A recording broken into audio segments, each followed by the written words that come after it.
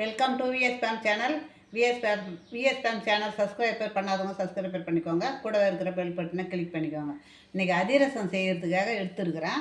இப்போது இந்த படியால் ஒரு படி பச்சரிசி, எந்த பச்சரிசி இருந்தாலும் பரவாயில்ல, வீட்டு பச்சரிசி இருந்தாலும் பரவாயில்ல, ரேஷன் பச்சரிசி இருந்தாலும் பரவாயில்ல, ஒரு படி நிறையா, அதுக்கு 3/4 படி வெல்லம், அதான் கணக்கு. இந்த அரிசியை 2 மணி நேரம், ஒரு படி அரிசியை 2-2.5 மணி நேரம் ஊற வச்சு தண்ணியை வடிகட்டிட்டு நம்ம மிக்சியில் போட்டு ஆட்டி சலிச்சிக்க வேண்டியது தான். அந்த மாவை சலித்து வச்சுட்டேன். இப்போது உப்பு, அதுக்கு கொஞ்சம் எவ்வளோ தான் இனிப்பு செய்தாலும் நம்ம உப்பு போட்டால் தான் நல்லாயிருக்கும். அது இப்போ இது ஏலக்காய் பொடி, இது சுக்கு பொடி, இது நெய். இதாங்க இதுக்கு. நம்ம இப்போ ஏனத்தை வச்சுக்கலாம், அடுப்பு ஆன் பண்ணலாம். அடுப்பு ஆன் பண்ணிவிட்டு இப்போ சின்னப்படி அரிசி போட்டிருக்கிறோம் இல்லையா, அதுக்கு 100 கிராம் தண்ணி ஊற்றினா போதும். இந்த டம்ளர் 100 கிராம், நம்ம கூட கொஞ்சம் ஊற்றிக்கலாம், அவ்வளோதான். அது கூட உப்பை சேர்த்துக்கலாம். உப்பு இப்போ இந்த வெல்லம் வந்து மண் இல்லை, மண் அது இது தூசி தும்மு இருக்கும் இல்லையா, அது கிடையாது. இது எதுவுமே இல்லாத சுத்தமான வெல்லம். நம்ம அப்படியே பாகு காச வேண்டியது தான்.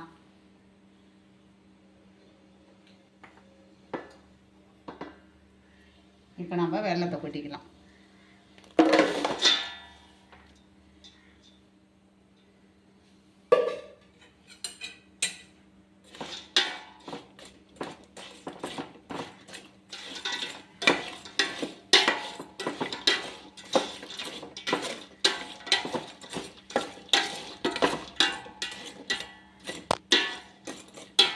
நல்லா தண்ணி கொதிக்கட்டும்.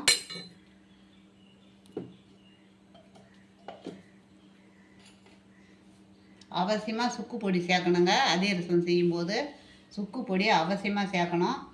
அதை மறந்துட போகிறீங்க. ஏலக்காய் பொடி அது எப்போதும் எல்லாருமே நார்மலாக சேர்க்கறது தான். ஒரு சிலர் சுக்கு பொடி சேர்க்காமவே அதிரசம் செய்வாங்க. சுக்கு பொடி சேர்த்து தான் செய்யணும்.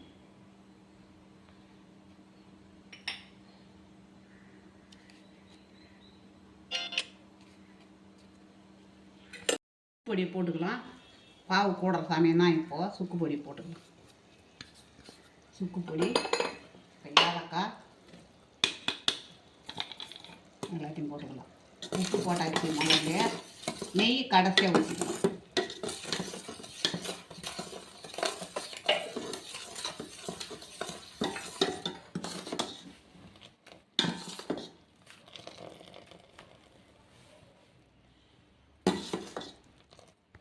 கூடிட்டான்னு பார்க்கலாங்க.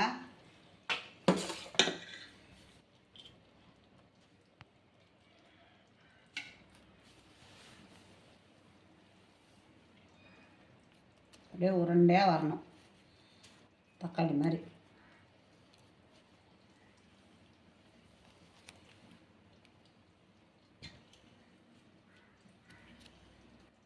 இன்னும் கொஞ்ச நேரம், ஒரு 2 நிமிஷம் இருக்கட்டும்.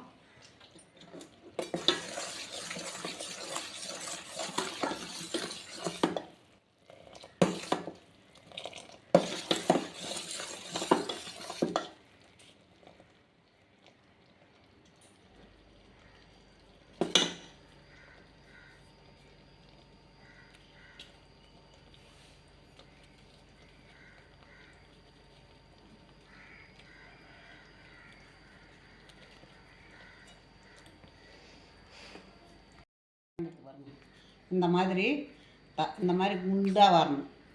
இப்போ மாவை கொட்டிக்கலாம். நம்ம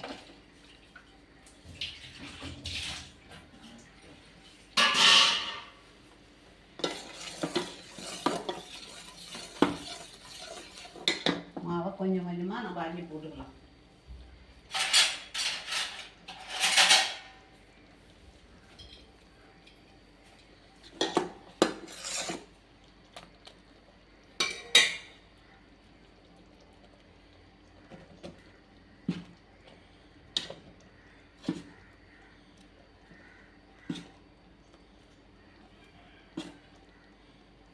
இந்த மாவை அப்படியே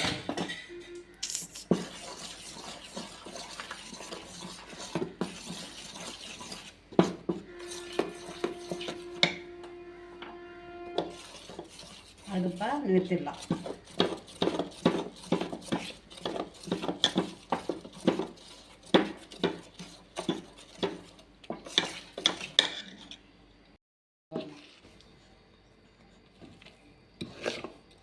இப்போ நம்ம கொஞ்சம் நெய்யை ஊற்றிக்கலாம்.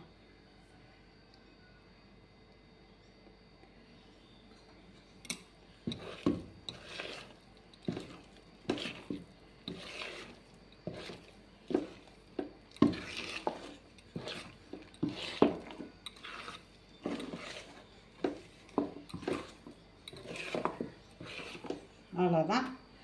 இப்போ நம்ம இந்த ஏனத்தில் மாற்றிக்கலாம். இந்த ஏனத்தில் நான் மாற்றி வச்சுக்க போகிறேன். அவ்வளோ பெரிய ஏனம் தேவையில்லை.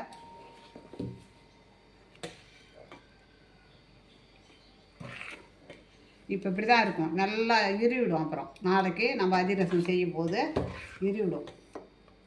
நம்ம இருவலாக வச்சுருந்தோம்னா அப்புறம் மறுபடியும் நம்ம தண்ணி ஊற்றி பிசைஞ்சு செய்ய வேண்டியது வரும். அதனால் இப்போ இதை மாதிரி தான் இருக்கணும். மாவு நல்லா பிசைஞ்சிட்டாங்க. நேற்று நம்ம பாவு காய்ச்சி வச்சுருந்தோம் இல்லையா, அந்த மாவை 2 பாகமாக எடுத்து நல்லா ஒன்று சேர பிசைஞ்சு எடுத்து வச்சுருக்கிறேன். அதில் கொஞ்சம் 6 உருண்டை எடுத்து தட்டி வச்சுருக்கிறேன். இப்போ எண்ணெய் காயட்டும். எண்ணெய் காய்ஞ்ச உடனே இப்போது நம்ம ஒரு புல்லார் பிடிச்சி வச்சிரும்.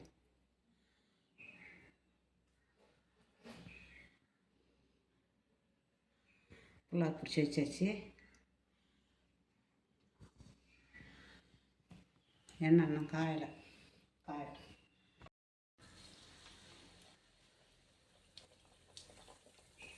ஒன்று ஒன்றா போட்டு எடுத்துக்கலாம். இப்போ நம்ம இந்த அதிரசத்தை இதில் தான் நம்ம அமுக்க போகிறோம். இந்த கட்டையால்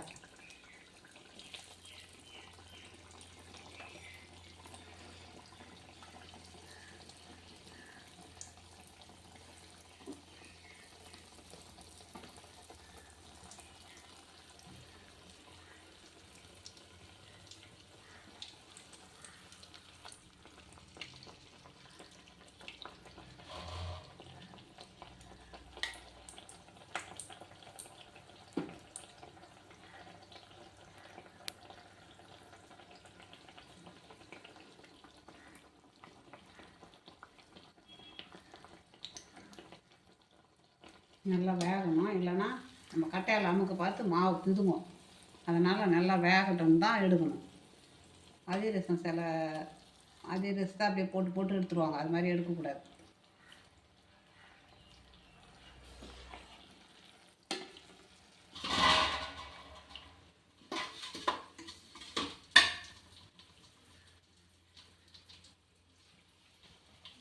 இப்போ நம்ம இந்த கட்டையால் அழுத்திடலாம்.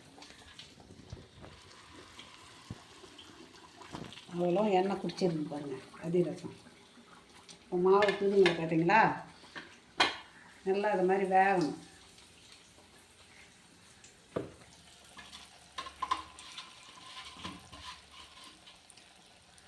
இங்கே பாருங்கள் அதிரசத்தை கரெக்டாக எடுத்தாச்சு. இதை இப்போ திருப்பி போட்டுக்கலாம்.